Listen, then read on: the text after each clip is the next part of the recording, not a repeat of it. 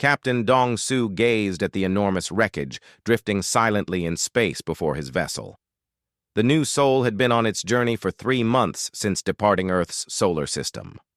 What was meant to be humanity's first mission of peace, to explore new worlds and build friendships with aliens, had instead led them into the aftermath of what looked like a massive space battle.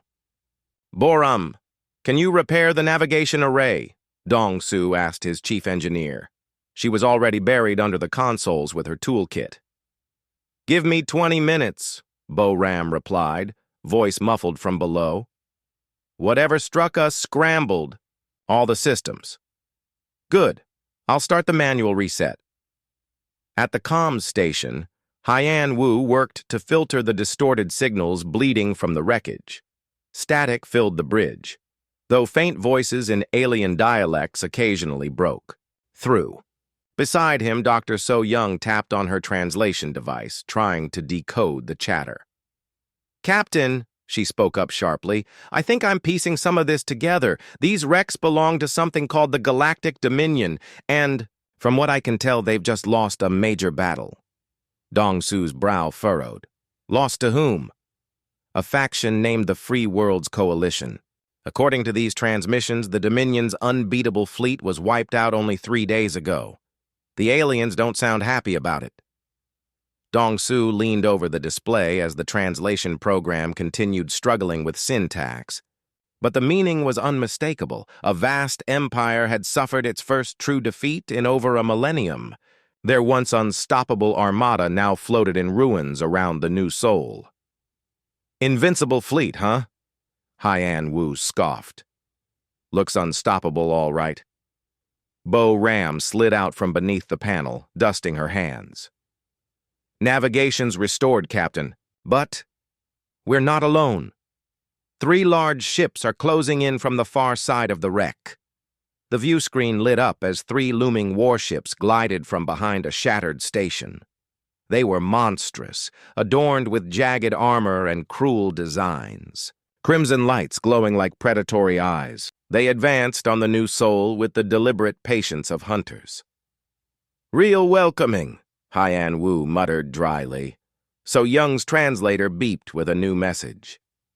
"Captain, they're broadcasting. The transmission reads, 'Unknown vessel. You are trespassing in Galactic Dominion territory.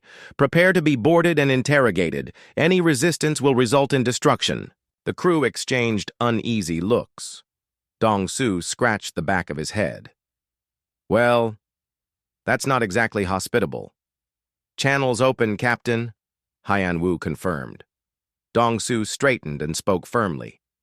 "This is Captain Dong-Su of the Earthship New Sol. We suffered a navigation mishap and arrived here unintentionally. We noticed your debris field and only wished to assist if survivors required aid." A tense silence followed. Then, through the static, the alien voice returned, hesitant, its translated words flickering across So-Young's screen. The screen flickered as the alien voice replied, "Earth? We have no records of such a planet. State your species and allegiance. Immediately." Dong-Su answered evenly, "We are humans from Earth. We hold no allegiance. We only began interstellar travel last year. This is actually our first encounter with another species." A pause lingered. Then the alien's tone returned sharper, almost hostile. "You dare intrude into Dominion space during our time of crisis. You will be taken aboard for interrogation. Any attempt to flee will result in your destruction." Dong-Su glanced at the shattered wreckage drifting around them. "Crisis? You mean getting beaten by those Free Worlds people?" This time, the silence stretched painfully long. When the response came, the voice was icy. "You will not speak of recent events. Prepare for boarding." "Wait," Dong-Su cut in. "Before you board us, I have to ask, how exactly did you lose to a ragtag group of rebels? I mean, you commanded the so-called Invincible Fleet." Must have been awkward. Haiyan Wu quickly began recording the exchange to forward back to Earth. Bo-Ram bit her lip to hold back laughter as she monitored their systems. Dr. So-Young, calm as ever, took meticulous notes on alien behavior. The transmission snapped back with venom. The Galactic Dominion does not suffer defeats. What occurred was a temporary tactical setback against terrorists. Temporary setback? Dong-Su raised an eyebrow, gesturing toward the wreckage. Your entire armada is space debris. That looks permanent to me. Silence, the alien roared, the translator struggling to keep up with the fury in its tone. I'm just pointing it out, Dong-Su pressed. If a bunch of miners and farmers can obliterate your greatest ships, maybe it's time to rethink your strategy. Ever considered not being the villains? Might ease your rebellion problem. Bo Ram finally burst into laughter, unable to contain herself. Haiyan Wu grinned wide as he kept recording. Dr. So Young leaned in, fascinated by just how rattled the Dominion officer was becoming. You dare ridicule the Galactic Dominion? The alien bellowed. We have ruled the galaxy for over 2 millennia. We are the supreme power across all known space. Were, Dong-Su corrected dryly. Past tense. Right now, you're the supreme rulers of this debris field, and it's not exactly awe-inspiring. Suddenly, the 3 Dominion ships surged forward, their weapon ports glowing with ominous red light. Uh-oh, Haiyan Wu muttered. I think we made them angry, Haiyan Wu muttered. Boram, can we run? Dong-Su asked. Our engines are still heating from the repairs. We need 5 more minutes. We don't have 5 minutes, he replied grimly. Dr. So? Young looked up from her notes. Captain, I think I understand what's happening. The Dominion thrives on fear. When we don't act afraid, it unsettles them. They don't know how to respond. Fascinating, Doctor, Dong-Su said dryly. But they're about to fire on us. Before anyone could reply, a new signal cut through the static, this time in another alien tongue. So Young's translator hummed as it decoded. Attention Dominion vessels. This is General Kai Ren of the Free Worlds Coalition. We intercepted your transmission and detected a new species. Any hostile act against the humans will be treated as aggression toward the coalition itself. The Dominion ships froze mid-approach. From beyond the debris, more vessels emerged, sleek and functional, lacking the cruel spikes and grim designs of their enemies. The humans are under coalition protection, General Kai Ren continued. Captain Dong-Su, we heard your discussion with the Dominion. Your evaluation of their recent failures was accurate. Dong-Su allowed himself a small grin. Thank you, General. We believe in honesty. We'd be honored to speak with you and your crew.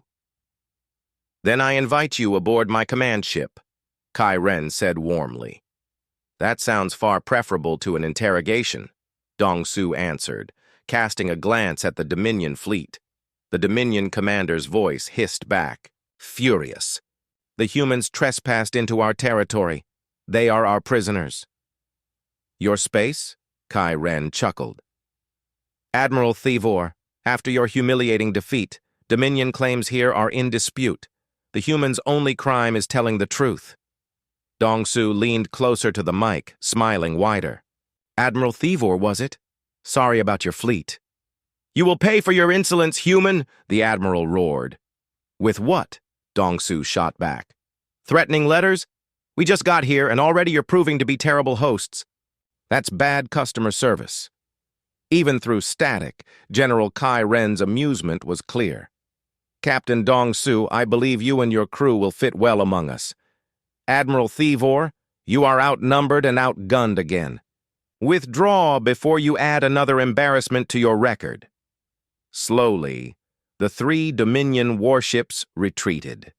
The Admiral's parting transmission was full of rage and empty promises of revenge, but his ships kept backing away. Well, Dong-Su said with a sigh, that was lively. Haiyan Wu, send word back to Earth. Let them know we've found aliens, and they're in the middle of a war.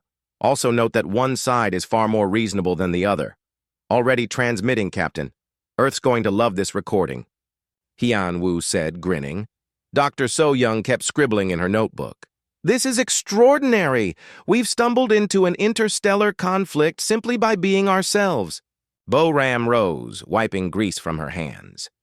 Engines are ready, Captain. We can go wherever you choose. Then let's meet General Kai-Ren. We have much to learn about this galaxy. As the new Soul steered toward the Coalition ships, Dong-Su didn't realize their short, mocking exchange with the Dominion was already spreading across alien networks. For the first time in centuries, someone had laughed at the Dominion instead of cowering. That laughter would ignite consequences. None of them could imagine.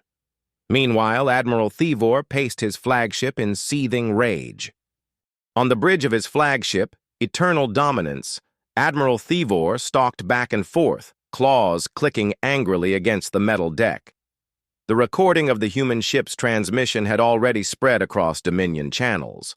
Other species were listening, hearing humans laugh at Dominion power.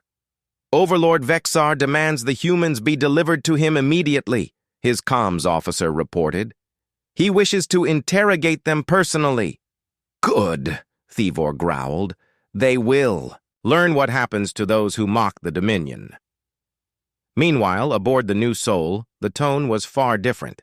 Captain Dong-Su and his crew spoke with General Kai-Ren, the Coalition leader now appearing on their main display. He was tall, humanoid, with blue skin and 4 arms that folded calmly across his chest. Captain Dong-Su, your species is unknown. To us, Kai-Ren said. Where is this Earth of yours? About 40 light-years from here, in what you might call the Outer Rim, Dong-Su replied. We only developed faster-than-light travel 2 years ago. This is our first exploratory mission. And you immediately began taunting the galaxy's most feared empire, Kai-Ren observed dryly. Dr. So Young leaned forward. General, we weren't trying to taunt them. We were simply honest about what we saw. From our perspective, the Dominion's defeat looked like an ordinary military failure, not some universe-shaking tragedy. Kai-Ren's 4 eyes widened. Ordinary failure. Captain, the Dominion hasn't suffered a major loss in over 1,000 years. They've conquered hundreds of worlds using fear. Most races surrender without even resisting. Why, though? Bo-Ram asked curiously. Their ships didn't seem all that advanced. The weapons we saw were actually pretty wasteful for their size. You analyzed their weapons? Kai-Ren sounded astonished. Of course, Bo-Ram shrugged. I'm an engineer.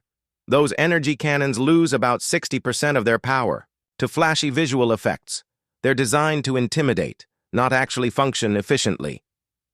Haiyan Wu lifted his recorder with a grin. General, would it be all right if we broadcast parts of this back to Earth? Our leaders will want to know how galactic politics work. You want to share our military discussions? Kai-Ren asked, taken aback. Not the classified parts, Dong-Su reassured quickly. Just the basics. Who's fighting who and why? Earth prefers to stay informed. Back aboard Eternal Dominance, Admiral Thevor had just received new orders. Capture the humans at any cost. But before he could act, his comms officer brought troubling news. Admiral, the human transmission is spreading across multiple networks. Other species are commenting. What sort of comments? Thevor demanded. They're asking about our defeat. Some are laughing. Thevor's claws scraped the deck as his rage grew. Prepare boarding parties. The humans will be mine. But when Dominion troops attempted to close in, they found Coalition warships blocking the New Soul, shields bright and weapons ready. General Kai-Ren had already decided the humans were far too intriguing to surrender. On Earth, Captain Dong-Su's exchange with Thevor was being dissected by every government and military agency. The global response was not what anyone had predicted. So these Dominion rulers think they control the galaxy? President Kim asked during an emergency briefing. On what basis? Fear, came the blunt answer from his generals. General Park, Earth's top strategist, reviewed the footage of the shattered Dominion fleet. Their doctrine is obsolete. They depend on brute force and fear tactics. Any competent command could outmaneuver them. Should we worry about an attack on Earth? Asked the Secretary of Defense. Unlikely, Park replied calmly. If a group of rebels can annihilate their best fleet, the Dominion is more bluster than strength. They seem more interested in posturing than fighting. At the Institute of Xenology, Dr. Lee studied the alien psychology. The Dominion thrives entirely on its aura of invincibility. Once that myth is pierced, the structure weakens. Out in space, the new Sol had docked with General Kai Ren's command ship. The humans toured coalition systems, answering a flood of questions about Earth. "Your people have traveled faster than light for only 2 years?" asked Commander Yelton, Kai Ren's deputy. "Yet you already demonstrate advanced social organization. How?" "What do you mean?" Dr. So Young asked. "Your conflict resolution, your economies, your democratic institutions. Most species take centuries to mature that far." Dong-Su shrugged. "We practiced on ourselves. After centuries of wars, we discovered cooperation works better than conquest." Engineer Bo Ram examined coalition ship schematics alongside alien engineers. "Your designs are far more practical than Dominion vessels. Energy flow, weapons efficiency, defense, all superior." "We prize function," the chief engineer replied. "The Dominion builds ships to terrify. We build ships to prevail." "That makes sense," Bo Ram said. "Intimidation works only if people remain afraid." While the humans learned, their casual dismissal of Dominion power rippled outward. On Zephyria, the local governor received the usual tribute demand. For the first time in decades, he refused. His reply read, "If humans can laugh at your power, why should we fear it?" Similar defiance sparked across dozens of worlds. Threats once obeyed without hesitation were now mocked. An empire of fear was losing its grip. On eternal dominance, Admiral Thavor seethed over frantic orders. "Capture or kill the humans before their influence spreads." But whenever Dominion ships closed in, more coalition forces blocked them. "Admiral," his comms officer warned, "messages are flooding in from across the galaxy. Species are questioning our strength. Some mock our outdated weapons and tactics." Thavor's claws gouged his command chair. "Send this decree. Any world doubting our authority will be annihilated." Even as he spoke, he knew the threat rang hollow. Too many ships had been lost. The Dominion lacked the strength to burn worlds for intimidation. Meanwhile, aboard the coalition flagship, Dong-Su and Kai Ren discussed history. "General, how long has the Dominion ruled?" "Over 2 millennia. They rose with superior technology and terror campaigns. What changed? How do you fight them now?" "They stagnated. Power bred arrogance. They stopped innovating while the rest of us advanced." Dr. So Young noted carefully. "So their downfall comes from pride and complacency." "Exactly. They thought reputation alone would protect them forever." Haiyan Wu looked up from his comms. "General, transmissions are spreading. Whole worlds are refusing tribute. Many ask if the Dominion is truly powerful." Kai Ren's 4 eyes widened. "That has never happened. Fear always kept them obedient." "Fear is only an emotion," Dong-Su said quietly. "When people see there's nothing to fear, it vanishes." By day's end, reports poured in. Dozens of systems resisting, Dominion threats mocked instead of obeyed. An empire built on fear was discovering that fear evaporates once doubt takes root. And it had begun with a human captain cracking jokes about their failures. General Kai Ren stood on her flagship's command deck, watching the galaxy begin to change. Across the galaxy, the effects of the humans' arrival were staggering. In just 3 days, more political change had occurred than in the previous 3 centuries. "Commander Yelton," General Kai Ren reported, "we are receiving alliance requests from 17 star systems that have never opposed the Dominion. They want protection from retaliation." 17 systems in 3 days? Kern asked in disbelief. "What changed their minds?" "All of them cited the human analysis of Dominion weaknesses. Captain Dong-Su's remarks about the invincible fleet are now quoted across every rebel network. Aboard the coalition command ship, Dong-Su's crew was busy helping plan the next moves. Dr. So-Young spent hours explaining human political science to alien strategists. Bo-Ram collaborated with coalition engineers on ship improvements. Hian Wu coordinated communications between Earth and the Rebel Alliance. Captain Dong-Su looked up as General Kai Ren entered the meeting room. Your planet's military leaders sent some intriguing documents. What kind of documents? Dong-Su asked. A full analysis of Dominion tactics based on your recordings. General Park identified 43 major flaws in their attack formations. Bo-Ram glanced up from the technical schematics she was studying. Only 43? I counted at least 60 issues in ship design alone. Dr. So-Young smiled. Humans have fought one another for thousands of years. We've learned to dissect military strategies meticulously. Kyron nodded. Your insights are helping plan our next offensive, but we face a dilemma. The Dominion still controls most major shipping lanes and communication networks. Even weakened, they can inflict serious damage. Dong-Su leaned back.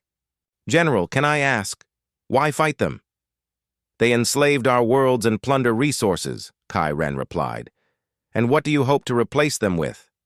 Kai Ren hesitated. Freedom for all species to govern themselves. Good goal, Dong-Su said.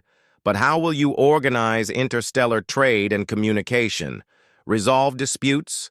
Defend against future threats? The alien general looked momentarily surprised. We assumed we'd solve those issues after defeating the Dominion. Dr. So-Young opened her computer, showing Earth's history files. On our planet, winning a war is easier than building a lasting peace. You must plan for what comes next. Over the following days, human advisors collaborated with coalition leaders to draft a blueprint for a post-Dominion galaxy. Diplomats shared trade and law frameworks. Economists designed financial systems not dependent on conquest or tribute. Meanwhile, in Dominion space, Thevor faced a crisis. Orders demanded the rebellion be crushed at any cost, yet his fleet was outnumbered and outgunned. Worse, dissent spread among his commanders. Admiral, his intelligence officer reported, 3 more Dominion worlds have declared independence, citing human military analysis as justification. What analysis? Thevor demanded. The humans calculated that the Dominion expends more resources controlling rebellious systems than the tribute they provide. They conclude the Empire is economically unsustainable. Thevor crushed a metal cup in his claws. These humans are dismantling everything we built. Sir, there's more, the officer added. The humans are offering to mediate peace talks between the Dominion and the Coalition. Peace talks? Thevor growled. We do not negotiate with rebels. Admiral, with respect, we may have no choice. Our fleet strength has dropped to Fleet strength was down to 30% of pre-war levels. Meanwhile, the coalition grew stronger with each passing day. Back on Earth, humanity responded in its usual fashion. Universities launched xenology programs to study alien civilizations. Military academies began teaching courses on space warfare. Economic analysts published papers exploring galactic trade opportunities. The Dominion Empire is a textbook example of imperial overstretch, Professor Chang told her students at Seoul National University. They conquered more territory than they could effectively govern or defend. In the Pentagon, General Park briefed the Joint Chiefs. Their greatest weakness is fear. Once enemies stop fearing them, their tactical edge vanishes. Should we provide military aid to the coalition? Asked the Secretary of Defense. Not needed. They're already winning, Park replied. But we must prepare for diplomatic engagement with whoever replaces the Dominion. Aboard the coalition flagship, Bo-Ram was deep in discussion with the alien engineers designing new post-war ship classes.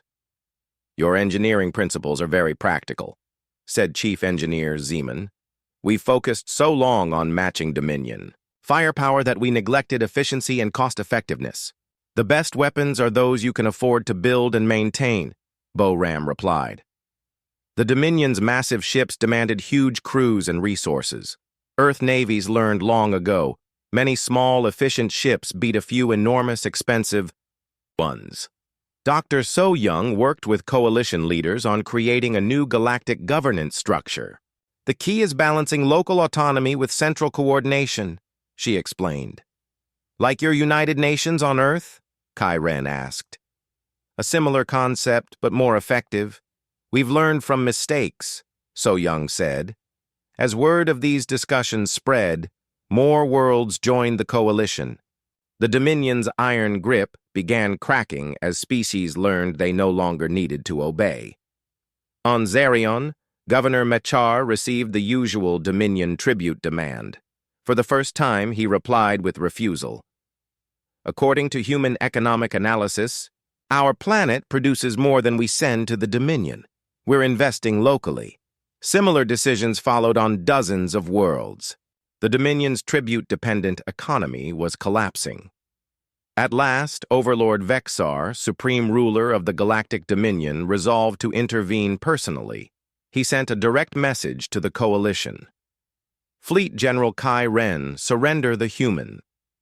Vessel immediately. These aliens have committed acts of sedition. They must be punished. Kai Ren's response was broadcast galaxy-wide. Overlord Vexar, the humans are our honored guests and allies. Their only crime is honesty. If you wish to discuss the future of galactic governance, we invite you to peace negotiations. Peace negotiations? Vexar roared. The Dominion does not negotiate with terrorists or rebels. Captain Dong Su stepped forward, requesting to reply personally. Overlord Vexar, Captain Dong Su said respectfully but firmly. Calling those who seek freedom terrorists isn't very productive. If your goal is to restore order, you should ask what kind of order people actually want to live under. You dare lecture me, human, Vexar roared. I have ruled this galaxy for 3 centuries. And how is that working out? Dong Su countered. From what I see, your empire is crumbling. Perhaps it's time to try a new approach. The conversation was being recorded and broadcast to every corner of the galaxy. For the first time in centuries, someone spoke to the Overlord, as an equal rather than trembling before his power. I offer you one choice, Vexar said coldly. Surrender yourselves for judgment, and your world will be spared as we restore order. You could also join the peace talks, Dong Su replied, and help build something better than an empire founded on fear and conquest. The choice is yours. The transmission ended, leaving Overlord Vexar in furious silence. Across the galaxy, billions had witnessed a human offering the supreme ruler a choice between war and peace. Slowly, many began to believe that peace might truly be possible. Meanwhile, Engineer Gaiwan worked tirelessly in the Coalition's technical labs, surrounded by human and alien specialists. She had volunteered from Earth, bringing the most advanced human internet technology. The problem is simple, Gaiwan explained. The Dominion controls the major communication networks, filtering information to maintain control. We need a network they cannot touch. Using human internet protocols adapted for interstellar distances, her team built a communication system that bypassed Dominion censorship. Within days, every world had access to uncensored news for the first time. In centuries, the effects were immediate. Planets that had existed in isolation discovered they were not alone. Worlds previously fed Dominion propaganda about rebel terrorists learned the truth about the Coalition's goals and methods. On Ander, Citizen Velmos accessed the new network and saw recordings of human military analysts explaining the Dominion's outdated tactics. For the first time, she realized the empire she had feared for decades was weaker than it seemed. The Dominion spends more energy looking scary than being effective, she told her neighbors. Their weapons are for intimidation, not combat. Similar conversations spread across thousands of worlds. The Dominion's carefully maintained image of invincibility began to crumble under human analysis and honest reporting. Overlord Vexar grew increasingly desperate. His orders to the Dominion fleet were blunt: destroy enough rebel worlds to restore fear and obedience among the remaining planets. Admiral Thevor selected Geminina, a peaceful agricultural world with no defenses, as a show of force. His fleet moved into position and began charging planet-destroying weapons. But human communication specialists detected the preparations. Hyun Woo immediately broadcast a warning across the new galactic network. Attention all worlds. The Dominion fleet is preparing to destroy Geminina. This is not a military action. It is terrorism designed to intimidate you into submission. The broadcast included detailed analysis of Dominion intentions and methods. Human psychologists explained how fear and violence maintained the empire. Military experts labeled the attack a war crime with no strategic value. The analysts emphasized that destroying Geminina would not strengthen the Dominion. It would only reveal that their only solution was violence. As the broadcast spread, an unprecedented response began to ripple across the galaxy. Hundreds of worlds sent messages of support to Geminina. Many pledged to provide resources to the planet's refugees if the attack succeeded. Some even threatened to join the coalition should the Dominion follow through. On Geminina itself, the population responded in a characteristically human way. Instead of panicking, they organized. Evacuation plans were readied, but the people also sent messages to the attacking fleet. Dominion forces, transmitted Geminina's governor, we know you intend to destroy our world. We want you to understand that we forgive you. You are following orders from leaders who see no alternative to violence. When this war ends, you will be welcome to visit our planet in peace. The message, broadcast across the galaxy, had an unexpected effect on the Dominion fleet. Many soldiers had never heard their targets speak with such dignity and compassion. Some began to question whether they were on the right side. Admiral Thevor tried to maintain discipline, but doubts rippled through his crews. When the time came to fire on Geminina, several ships reported technical malfunctions. Admiral, his chief engineer reported privately, these malfunctions aren't technical. The crews are sabotaging their own weapons rather than attack a defenseless world. Thevor realized his fleet was no longer reliable. If his own soldiers refused orders to harm civilians, his military power was meaningless. Meanwhile, the coalition prepared for what was expected to be the final battle. General Kai Ren was surprised by a message from an unexpected source. General, this is Administrator Yelnara of Dominion Central Command. The message read, I represent mid-level Dominion, officials who believe this war must end through negotiation, not destruction. Administrator, you are committing treason under Dominion law, Kai Ren replied. General, Yelnara said calmly, Dominion law is becoming irrelevant. Half our fleet refuses to fight.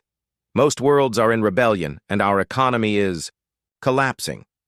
We must find a peaceful resolution before the Empire destroys itself. Dr. So Young was invited to participate in secret negotiations between the coalition and moderate Dominion officials. The talks took place on a neutral space station, with human diplomats mediating. The key issue, So Young explained, is that neither side can afford to continue fighting. The Dominion has lost too many resources, and the coalition cannot govern a galaxy in chaos. Administrator Yelnara brought detailed internal files. Our economy depends on tribute from conquered worlds. As more planets refuse to pay, we cannot sustain military or administrative systems. What would happen if the tribute system collapsed entirely? Asked General Kai Ren. Millions of Dominion citizens would lose their jobs, Yelnara explained. Many worlds rely on Empire employment for survival. We need an alternative economic system, not just military defeat. This was exactly the sort of problem humans had experience solving. Dr. So Young shared Earth's history of economic transitions, showing how societies could shift from conquest-based to trade-based systems. The process takes time and careful planning, she said, but it can succeed if both sides commit to peaceful change. Back on Earth, the reaction to galactic developments was euphoric. Universities prepared exchange programs with alien worlds. Corporations planned interstellar trade ventures. Environmental scientists eagerly anticipated studying alien ecosystems. "This is the greatest opportunity in human history," President Kim told the United Nations General Assembly. "We have a chance to help build a peaceful galactic civilization based on cooperation rather than conquest." But not everyone in the Dominion was ready for peaceful change. Overlord Vexar rejected all negotiation attempts and ordered his remaining loyal forces to prepare a final assault on the coalition fleet. "We will crush these rebels and their human allies," he declared. "The galaxy will learn to fear us again." However, even within his own government, Vexar's support was dwindling. More Dominion officials secretly contacted the coalition, offering intelligence and assistance in exchange for protection during the transition to a new system.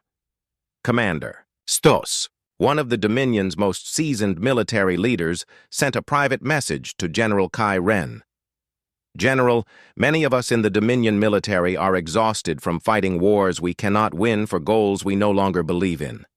If you can guarantee fair treatment for our soldiers and families, we are willing to discuss surrender terms." The message was forwarded to human diplomatic experts, who recommended accepting the offer. "This is how wars really end," explained Professor Lee, Earth's leading expert on conflict resolution. "Not through final battles, but when weary people choose peace over continued fighting." Meanwhile, the galaxy-wide communication network created by Gaiwan was producing another profound effect. For the first time in centuries, ordinary citizens across worlds could converse freely, bypassing government censorship. The conversations revealed something remarkable. Despite generations under Dominion rule, most alien species shared human-like values. They desired peace, prosperity, freedom, and safety for their families. "We are not so different after all," observed Captain Dong-Su as he read reports from across the galaxy. "Everyone wants the same basic things, regardless of species." This insight would prove crucial in the final phase of the Galactic War. Beings across the galaxy began to realize they had more in common with each other than with the empire that claimed to dominate them. 6 months after the new Sol accidentally entered the Galactic War, Ambassador Sunmi stood on the observation deck of humanity's first official diplomatic vessel, gazing at the most remarkable scene in galactic history. Representatives from over 3,000 worlds gathered for the Constitutional Convention establishing the new Galactic Democratic Alliance. The Dominion Empire had not fallen through conquest or violent revolution. Instead, it transformed itself through bureaucratic efficiency and practical reform. Former Overlord Vexar, now Regional Administrative Coordinator for the Outer Spiral Territories, attended the convention as an elected delegate. "I still can't believe how this ended," General Kai Ren told Sunmi, watching Dominion and Coalition representatives collaborate on trade agreements. "We prepared for decades of warfare, yet the Empire reformed itself from within." Sunmi smiled. Humans had long learned that most conflicts resolve through negotiation rather than destruction. Practical solutions usually outweigh dramatic gestures. The transformation began when Administrator Yelnara and her team of Dominion bureaucrats presented an efficiency report to the Empire's leadership. Using human management and economic analysis, they demonstrated that the tribute system cost the Dominion more than it provided. "Running an empire on fear requires enormous military and administrative overhead," Yelnara explained to the Dominion Council. "We spend more on control than we collect in tribute." "The humans are right," the Council admitted. "This is economically unsustainable." The report was devastating to traditional Dominion thinking, yet undeniable. Even the most conservative Dominion. Even the most conservative Dominion leaders could not argue with basic mathematics. The empire was literally bankrupting itself through inefficiency. Dr. So Young, now Earth's chief xenological advisor, worked with moderate Dominion officials to design a transition plan. The key was demonstrating that they could maintain their standard of living through trade and cooperation rather than conquest. She explained to the convention delegates that the process had not been entirely smooth. Overlord Vexar initially refused to accept reforms, sparking a brief civil war within the Dominion itself. However, when 3/4 of the Dominion military declared support for the democratic transition, even Vexar had to acknowledge reality. "The top remarkable thing," observed Professor J. Sun, Earth's leading historian of galactic affairs, "is how quickly change occurred once fear was removed. Fear was the only thing keeping the old system together."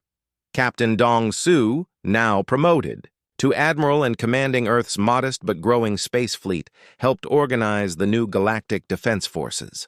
The irony was not lost on him that the Dominion's former enemies were now working together to protect the galaxy from external threats. "Commander Borum," reported the admiral, "our new fleet designs are outperforming expectations. Combining Dominion heavy weapons with coalition efficiency and human reliability has produced capabilities none of us had individually." The military integration proved easier than the political negotiations. Soldiers of different species found common ground with each other more readily than with the politicians who had once sent them to fight. Many former Dominion and Coalition officers now served together in the new Alliance Defense Force. Engineer Gaiwan became director of the Galactic Communication Network, overseeing a system that now connected every inhabited world. Information. "Transparency is key," she told alien journalists. "Once people communicate freely, they discover they want the same things, regardless of which government claims authority." The economic transformation was equally dramatic. Trade among formerly hostile worlds increased over 400% in just 6 months. Planets that had spent centuries paying tribute to the Dominion now invested resources in local development and interstellar commerce.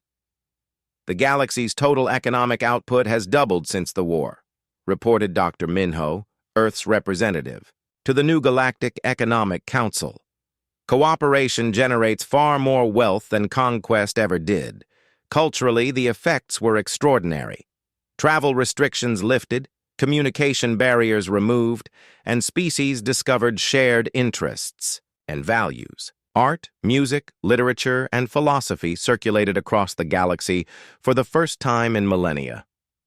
We've learned more about galactic civilizations in 6 months than the Dominion learned in 2,000 years, observed Dr. So Young. Conquest never teaches you who people really are. Haiyan Wu, now director of Galactic Cultural Exchange, organized the first galaxy-wide festival of arts and sciences.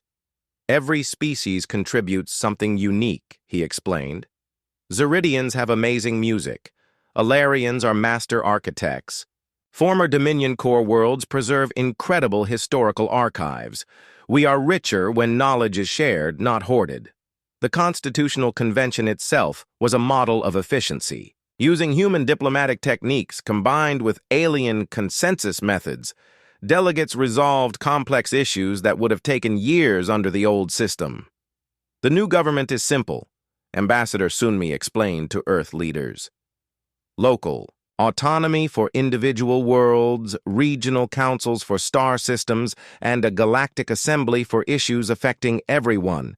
Each level handles only what lower levels cannot." Former Admiral Thivor, now security coordinator for the Centaurus sector, adapted surprisingly well. "I spent my career following orders I didn't understand for goals that made no sense," he told former military officers. "Now I protect people instead of threatening them." The transformation extended beyond politics and economics. Worlds adopted negotiation, compromise, and scientific analysis to resolve disputes instead of intimidation or force. We've had 3 major interplanetary conflicts since the alliance was established, reported General Park, Earth's military liaison. All 3 resolved through mediation, not a single shot fired. On Earth, the response to humanity's accidental role in galactic transformation was characteristically practical. Schools taught alien languages. Universities offered xenological degrees. Businesses prepared for interstellar commerce. The galaxy offers enormous opportunities, President Kim told the United Nations. But more importantly, it offers us the chance to participate in something larger than ourselves. We are no longer alone. As the Constitutional Convention concluded, Captain Dong-Su reflected on the changes since the new soul stumbled into the debris field 6 months earlier. They had sought new worlds and alien contact, but instead found a galaxy ready for change yet lacking confidence to act. The strangest part, he told Dr. So Young at the closing ceremony, is that we never did anything extraordinary. We simply treated everyone like reasonable people and asked obvious questions. Sometimes that's enough, So Young replied. Most problems aren't as complicated as they seem.